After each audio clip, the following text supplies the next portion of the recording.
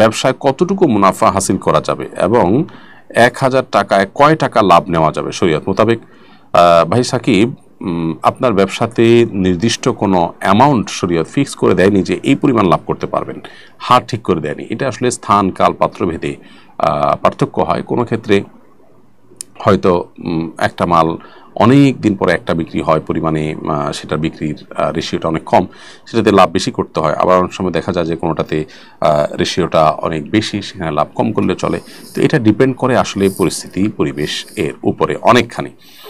এর পাশাপাশি আরেকটা জিনিস আমাদেরকে মাথায় রাখতে হবে, সেটা হলো যে ইসলাম ক্রেতা এবং বিক্রেতার অধিকারকে এত বেশি সংরক্ষিত করেছে যে ক্রেতা বিক্রেতা উভয় যদি কোনো পণ্যের দামের উপরে সন্তুষ্ট চিত্তে তারা যদি স্থির করেন এবং তারা যদি ঠিক করেন, তাহলে সেক্ষেত্রে শরীয়ত সেখানে আসলে কোনো ইন্টারফেয়ার করতে যায় না যে এটা নাজায়েজ বা গুনাহ। তবে মৌলিকভাবে এখানে একটা নৈতিকতার ব্যাপার আছে। আপনি কোনো প্রকার সিন ক্রিয়েট করে বা বিপদের মধ্যে ফেলে ক্রেতাকে আপনি সেখানে দাম বাড়িয়ে নেওয়ার চেষ্টা করছেন কিনা সেটা দেখার বিষয়। একটা জিনিস মার্কেট আউট হয়েছে, ক্রাইসিস তৈরি হয়েছে, ক্রেতা কিনতে বাধ্য, সেই সুযোগে আপনি সেটার দাম বাড়িয়ে নিলেন, তো এটা তো অবশ্যই অন্যায় এবং অনুচিত। এবং একইভাবে আপনার অযৌক্তিক হারে দাম নিলেন, হয়তো কোনো কারণে মানুষ জানে না সে কারণে, তো সেটাও নাজায়েজ এবং গুনাহের কথা।